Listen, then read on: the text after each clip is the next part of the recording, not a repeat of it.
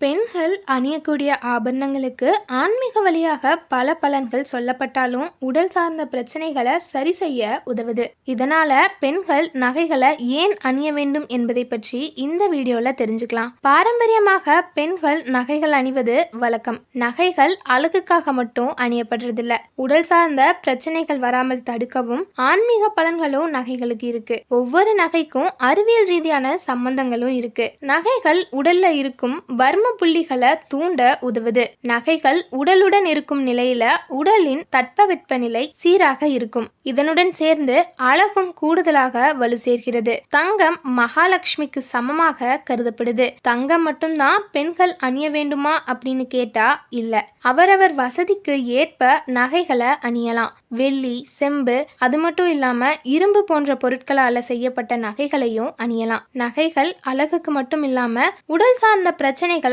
சரி செய்யவும் உதவுது. இருந்தாலும் இந்திய பெண்களுக்கு தங்க நகைகள் என்றால் வலிமை மற்றும் பலத்தை தரக்கூடியதுதான்.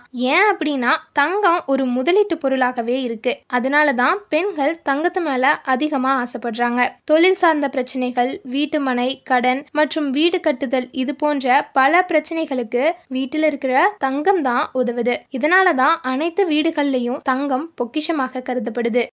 மூக்குத்தி. மூக்கில் இருக்கும் சில புள்ளிகளுக்கும் பெருங்குடல் மற்றும் சிறுகுடலுக்கு நெருக்கமான தொடர்புண்டு. அந்த புள்ளிகள் தூண்டப்படும் போது அது சம்பந்தமான நோய்கள் குணமாகுது. மூக்குத்தி அணியும் பெண்கள் சில நாட்கள்லயே சிக்கல் சரியாகி வருவதை உணரலாம். மூக்குத்தி அணியறது அப்படிங்கிறது காலங்காலமா நடைமுறையில இருக்கிற ஒரு பழக்கம்தான். இன்றும் கூட ஃபேஷன் உலகத்துல முக்கியத்துவம் பெறுகிறது. காற்றை வெளியேற்றதுல ஆண்களுக்கு வலப்புறமும் பெண்களுக்கு இடப்புறமும் பலமான வலுவான பகுதிகளாகும். வலதுபுறமாக சுவாசம் செல்லும் போதுதான் உடலுக்கும் மனதுக்கும் பலன் கிடைக்கிறது.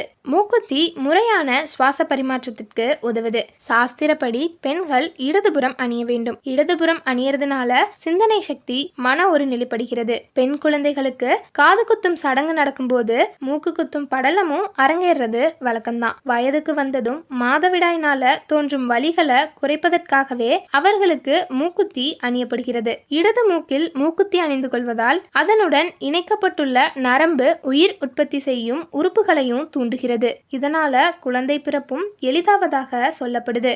காதணிகள்.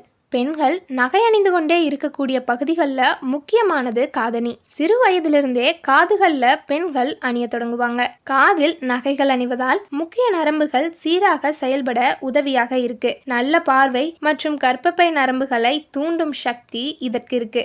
மாதவிடாய் சார்ந்த வலிகளை குறைக்கவும் உதவுது. இது அனைத்திற்கும் மேல் மூளைக்கும் காதுக்கும் செயல்படும் நரம்புகள் சீராக இருக்க உதவுது. நல்ல ஞாபக சக்திக்கும் உதவியாக இருக்கு. கொலுசு. பிறந்த குழந்தைகள்ல இருந்து முதியவர்கள் வரைக்கும் கொலுசு அணியறாங்க. வெள்ளி பொருட்களுக்கு நமது ஆயுளை அதிகரிக்கக்கூடிய சக்தி உண்டு. கொலுசு அணியறதுனால கல்லீரல், மண்ணீரல், பித்தப்பை, அது மட்டும் இல்லாம சிறுநீரகம் போன்ற வயிறு சார்ந்த பிரச்சனைகளுக்கு உதவுது. மூளையுடைய இயக்கத்தையும் சமமாக வைத்திருக்க உதவுது.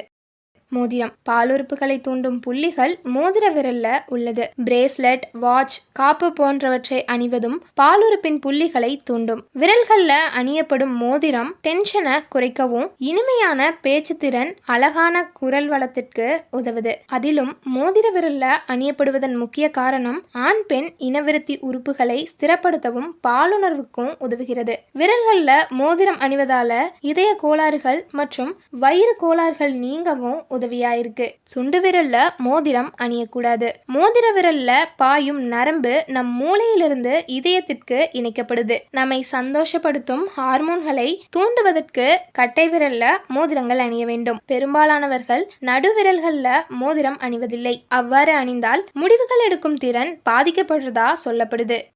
மெட்டி. மெட்டி அணிவது கர்ப்பப்பையை பலப்படுத்தும். செக்ஷுவல் ஹார்மோன்களை தூண்டும். மெட்டி என்பது திருமணமான பெண்கள் மட்டும் அணியும் ஆபரணம். பெண்களது கர்ப்பப்பைக்கான முக்கிய நரம்புகள் கால் விரல்கள்ல தான் இருக்கு.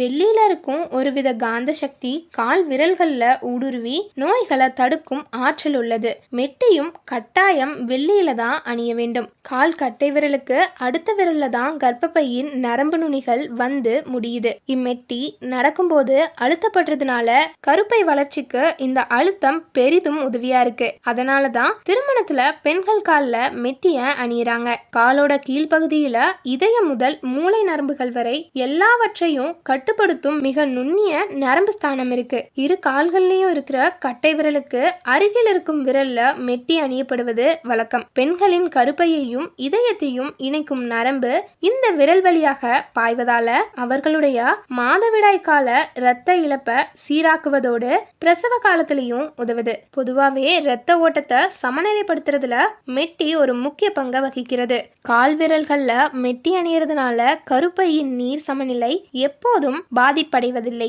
எனவே பெண்கள் காலில் மெட்டி அணிவதால கருப்பை பாதிப்பு ஏற்படும் வாய்ப்புகள் மிகவும் குறைவு. பெண்களோட கர்ப்ப காலத்துல மயக்கம், வாந்தி, சோர்வு, பசியின்மை ஏற்படுது. கர்ப்ப காலத்தின் போது இந்த கால் விரல் நரம்பினை அழுத்தி தேய்த்தால் மேற்கண்ட வலிகள் குறையும். நன்றி. இது சதுரங்க மீடியா வழங்கிய சதுரங்க ஆன்மீகம்.